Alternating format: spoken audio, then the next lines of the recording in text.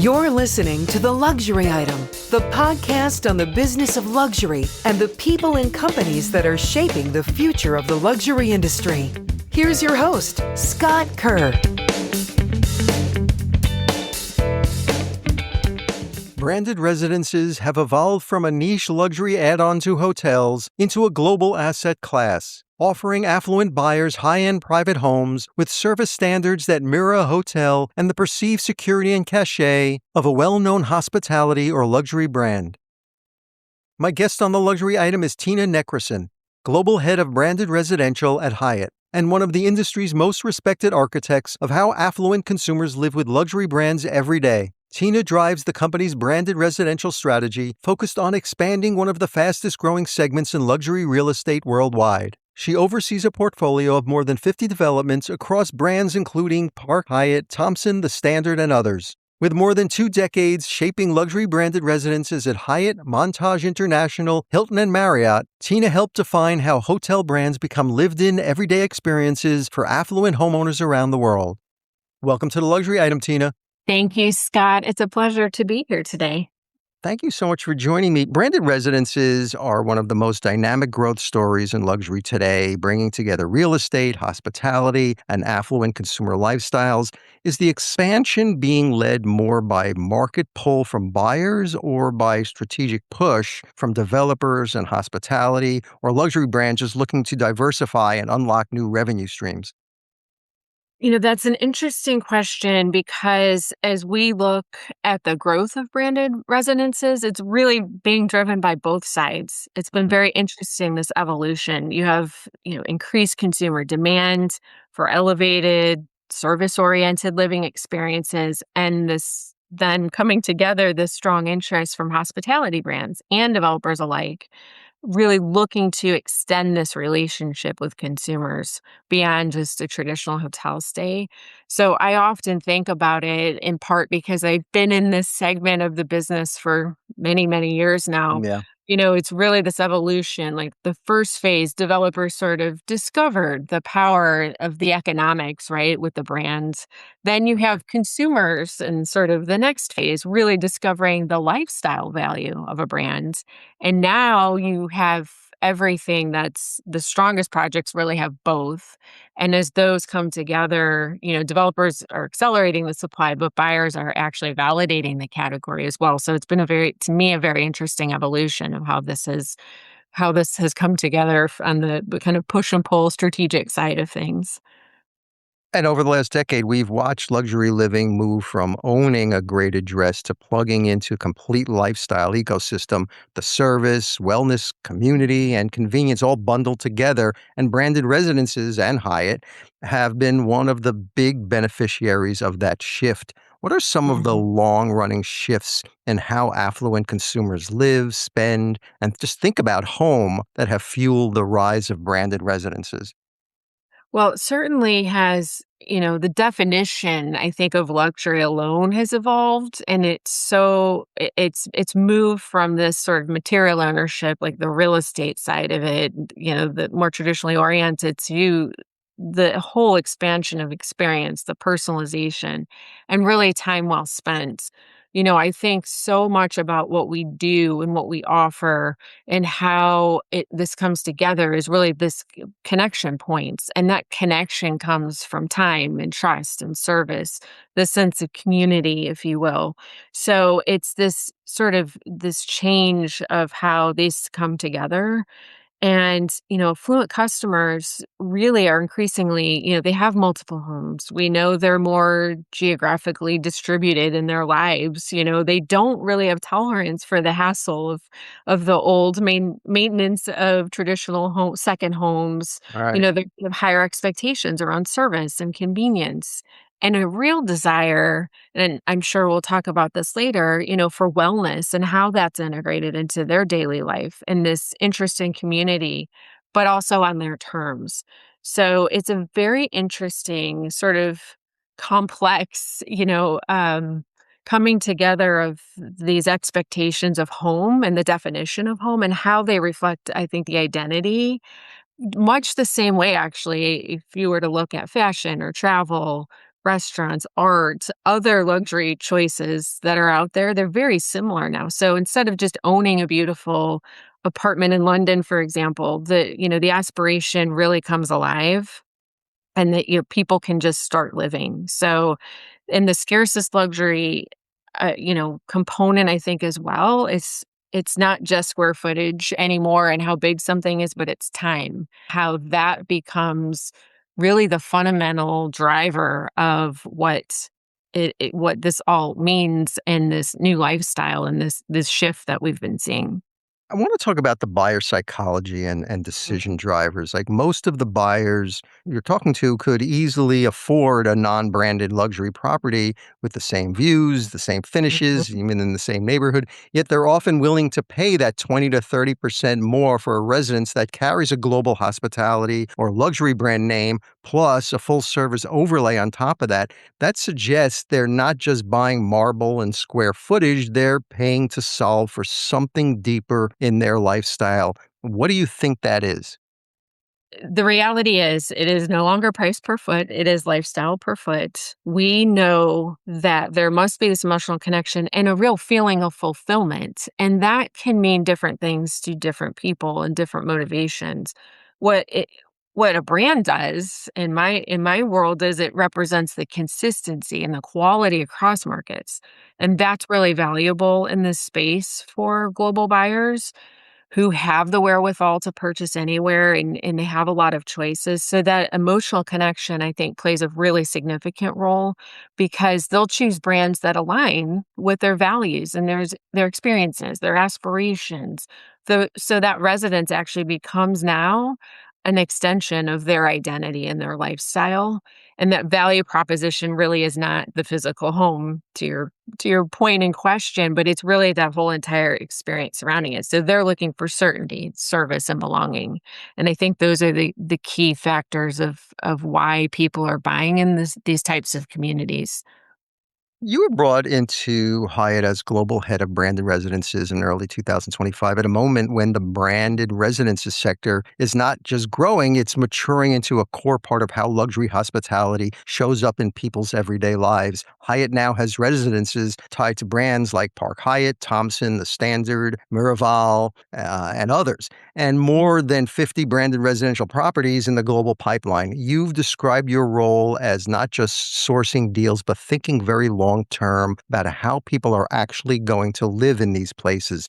I'd like to unpack how you're shaping this portfolio. So when you look across Park Hyatt, Thompson, The Yeah. Standard, and the rest of Yeah. the portfolio, how do you decide which brands make sense as residential brands?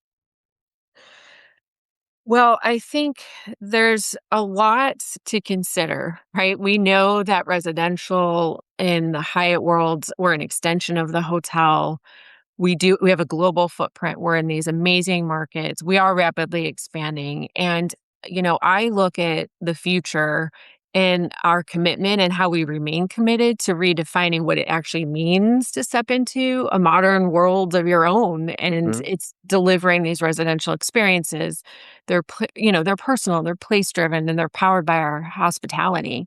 So the vision for me is to continue to grow and adapt in these market spaces and really capturing Hyatt's unrivaled legacy and luxury lifestyle offerings to thoughtfully expand into a residential collection in some of the most sought after places and memorable places in the world. And I think, those are the types of things that we look at and we take each brand has its own identity and its own distinct personality and a lifestyle promise to these offerings and we're matching them up with the market and the partner and the place and the product and the brand. And those are the key drivers that we assess. It's not just putting our name on a door anywhere. It goes so much more beyond that and how people want to live as well. And that's the commitment we make through our brand promises. So we're evaluating whether, we want to evaluate if a residence will sell, but we're also evaluating 10, 20, 30, 40 years from now. These are legacy projects. It's long-term sustainability of these assets. So that's the lens that I'm always very focused on when we look and assess projects, when we're strategically making decisions as well for the long term. How do you look at the personalities of each property in the portfolio and translate that into residences? Well, it's such an art and science. And, it's such a deep sort of relationship and lens that we have to have on with our own brands as Mhm. we elevate them. And we have many different stakeholders and different visions. No two projects are alike. And I think the key considerations always, location, the neighborhood dynamics, what will bring the best outcome for that to create a real genuine sense of community. Then that alignment with the brands, where does that come into play? Then we, really looking at the quality even of the development partner. How will this work to really elevate this sense of place? The long-term livability is also a huge consideration and meaningful impact in order to deliver something that's differentiated. I think as well, there's this power in the differentiation, but it has to be authentic and, pairing markets and partners and places and brands, what is it's a very distinct formula that has a lot of variables to it. And those are the main characteristics in looking at how we approach that. I'm sure Hyatt looks at both traditional real estate metrics and hospitality drivers when evaluating a residential opportunity. So, what does evaluation look like on a real project? And let's use perhaps the Hyatt's recently launched Park Hyatt London residences. I think and I think that's a great example, by the way, a really nice illustration of bringing together, pairing of like a globally recognized luxury brand within a global gateway city. So, we've thought about it from the aspect of design, obviously the location, how we anticipate people will live. And I think, the success of this really comes with that alignment. So it's our hospitality expertise. It's coming with the real estate execution, which is not just design, obviously, but the physical product. And it's the seamless extension that comes with Park Hyatt. So it's the access to hotel amenities and services. It's, having this one community that you immerse yourself in, whether you're in residence for a week, 3 months, a year. It's the power of really making that come together and thinking about it from the resident's point of view. And I think that's really important as well, that we're always looking at the core of that, which is what are their expectations and aspirations in living in a community like this? Hyatt's pipeline now includes everything from resort attached residences to Mhm. standalone residential projects with no hotel underneath. How different is the playbook when you're building a standalone Hyatt residence versus one that's sitting right on top of or next to a hotel? Well, look, this is a space that is growing in a segment that is rapidly taking off, if you will, and we have been very focused on our strategy around this and the thoughtfulness in this space. Both standalone and mixed use, of course, have the same foundation. It's exceptional service, it's the lifestyle experience, it's all of the magic that happens with that offering. But when you're in a standalone environment, the the inherent ecosystem is not there. So we create one in that case. When you have hotel adjacent residences or within the same campus, you have this immediate operating system: restaurant, spa, housekeeping, engineering, security, culinary, concierge, all the established hospitality cultural, elements that need to be there. In standalone, we're creating a different opportunity. So it's really a more meaningful, elevated, greater sense of privacy. It's a purely residential environment and access to mainly urban locations where a hotel actually doesn't make sense. So this becomes a more sort of demanding operational focus and the discipline really around that, because you have the service delivery and the staffing and the amenity design, but we really have to be mindful of the homeowner's long-term operating costs. It's really important. So we're constantly thinking about how we're balancing that and still delivering something that has this integrity and expectation, but also has this long-term financial balance attached to it. And that is really where the success will be driven from. A lot of these projects in this segment are new. So that's always something too when I'm speaking to developers about, what are the things that we should really be mindful of. And that's key. So we think about how we design. Maybe we're not over amenitizing. And we're listening to our buyers and our homeowners as well on that front. It seems like every luxury branded residence is jumping on the wellness wagon. Wellness is clearly a differentiator for brands like Alila and Miraval Resorts. How are you embedding wellness into Hyatt's residential offering so it, really feels genuinely integrated? Well, this is becoming, just as you mentioned, it's such a differentiator right now. And we look at it, wellness has moved from being an amenity to becoming this core part of how people really define their quality of life. And that sometimes means different things to different people. So we have our wellness brands, including Miraval and Alila, and they help us really provide this insight into creating meaningful experiences. So we're really leveraging the core essence of our brands and this focus for sure on authenticity rather than just features because they're trending. And I think that's a nuance that we're very clear about. So it should support residents' daily routines. So that comes from the design and the programming and the services. I really see the future of how we're looking at it in this luxury wellness space. It's not only going to continue, but it's going to continue to move more towards personalization, longevity, preventative care. And you have to really understand it. I believe the well-being from the lens of each of the brands that focus on it. And we're very much considering how all of these aspects of wellness integrate into these communities and these connections that I was mentioning earlier. And we're seeing these ultra luxury buyers are asking for everything from longevity clinics to biohacking amenities. How do you Yeah. decide how far to go? Well, very similar to standalone, there's a cost factor involved. And again, trying not to follow a trend, but I often think about how can we be the trend? And it's not necessarily being so far out there. We have to have a little bit of balance, and that just like the balance of life and wellness and all those good things, I think also comes into view when we're thinking Mhm. about the business line too. So, in your pipeline today, who is the typical Hyatt branded residence buyer, and how much of your demand is coming from longtime Hyatt guests versus the people discovering the brand first through the residential product? Well, the buyer base is really diverse and it's continuing to change and expand. Of course, it includes loyal Hyatt guests. That's really the ethos and the ultimate commitment to our brand and the investment that people are making with us.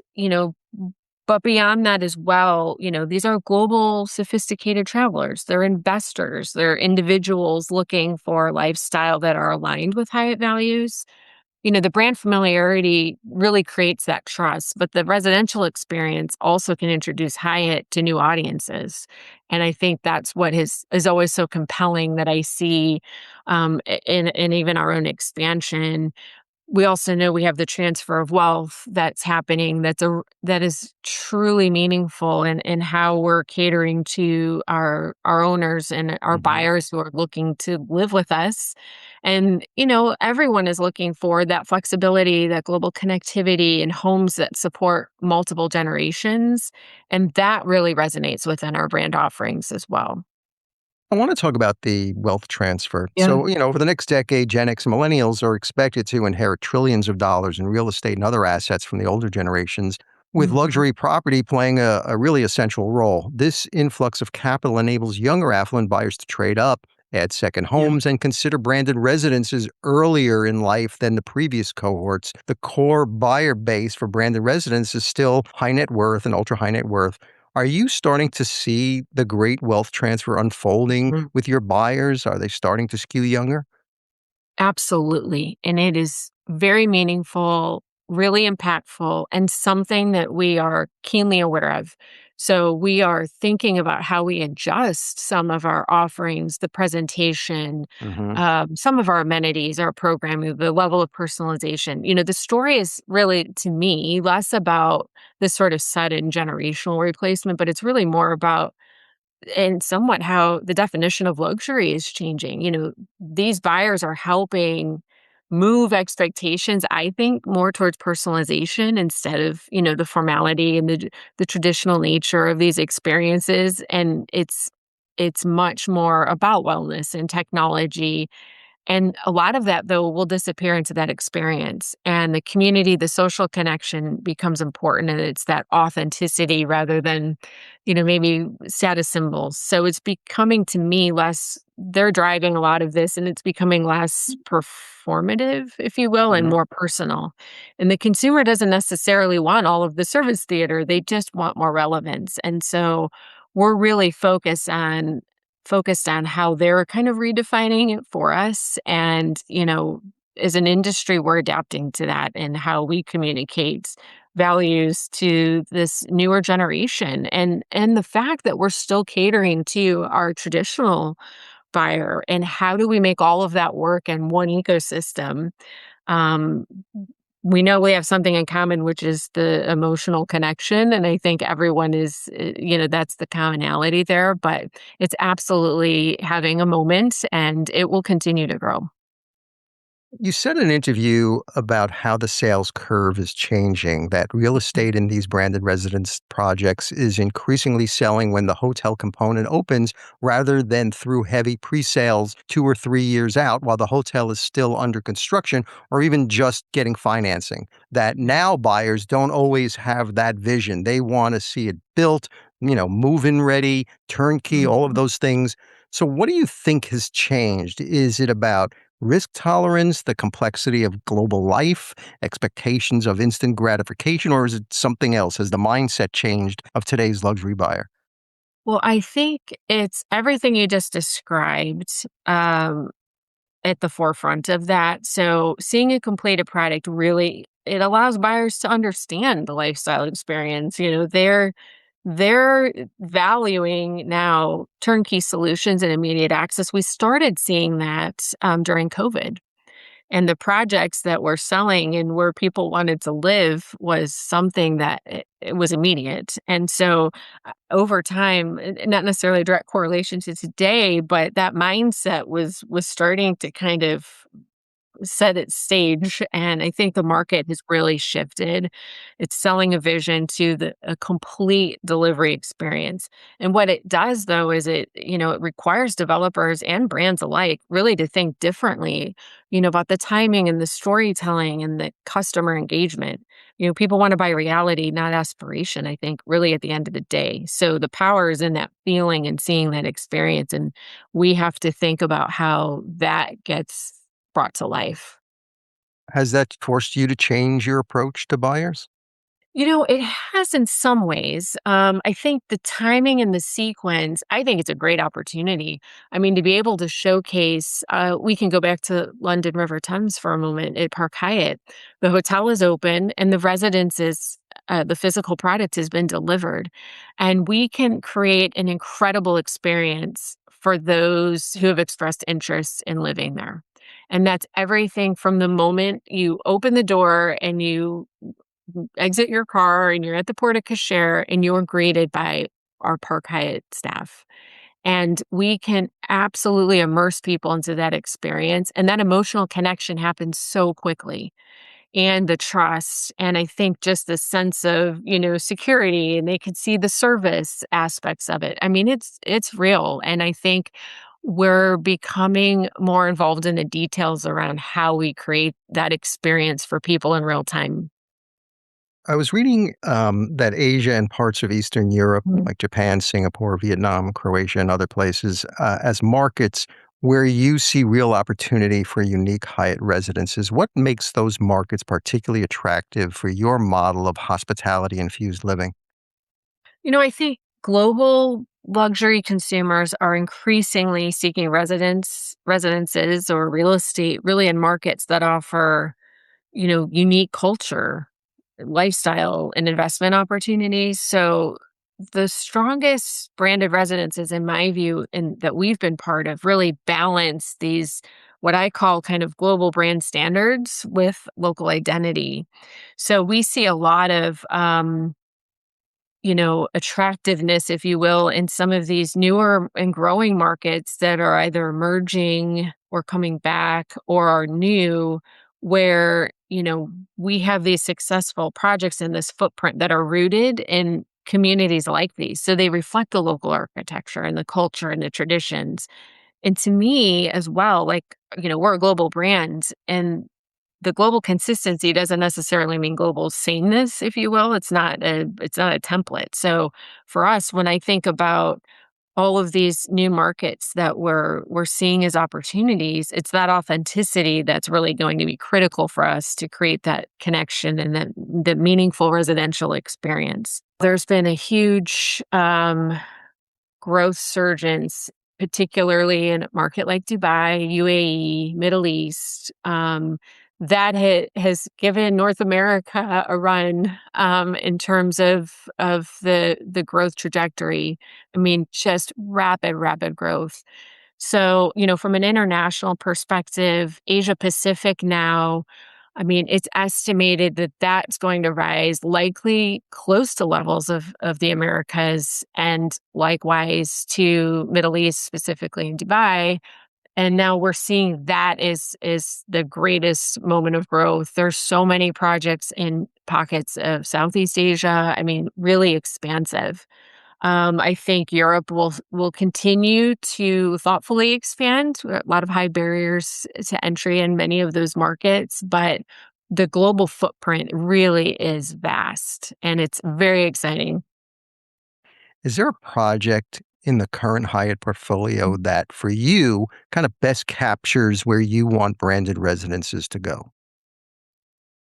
I don't know if there's really just one. And the reason why I say that, obviously we have new projects with some incredible design and locations that are either upcoming or already exist today. But there's this commonality and connection to all of our projects. So, I think about the representation in our communities. We have 20 um, developments right now that are open and operating in our residential space, but it's about creating these communities and not just properties, as I've actually noted. But the strongest projects that we have really combine the design, the service, this wellness, the sense of belonging, and I think our portfolio very consistently demonstrates that opportunity to really create differentiated expressions of living. And it just depends on the location and the resident needs. So no two projects are alike. I always say that, and it's so true. And our focus remains just on designing places where people can live, they can connect, and they can thrive in these places. So, Tina, my final question is the luxury item question, which I ask all my guests. So, if you were stranded on a deserted island and you could only have one single luxury item with you, what would that be? It can't be any form of air or water transportation to get you off that island or anything that requires mobile service so you can call somebody to get you off that island. It's just you on this lonely island, but you have one luxury item with you. What would that be? I always appreciate, Scott, that you save the best for last. And the hardest for last. Always, always. Um, I know I can't likely ship in my 911. That would probably be my first choice. I think about putting myself in this situation, and not to sound incredibly materialistic, but this actually has meaning for me and comfort and emotional connection. But I would have to pick one of my early timepieces. I collect timepieces, and Hmm. for me to have, a piece that's on my wrist that is about time. I'm now on a deserted island with nothing but time, and thinking about memories and moments, and where I purchased this piece and what it meant to me at my time, at that time in my life. I mean, I have emotional connections to things like that I purchased that have meaning to me that I'm going to keep in my, as a legacy to pass on. And I think I would probably choose one of my watches as in my collection as something that I would want to keep with me because it tells a story and it's comfortable. Tina Necrason, Global Head of Branded Residential at Hyatt. Thank you so much for joining me on The Luxury Item. Scott, thank you so much. I appreciate it.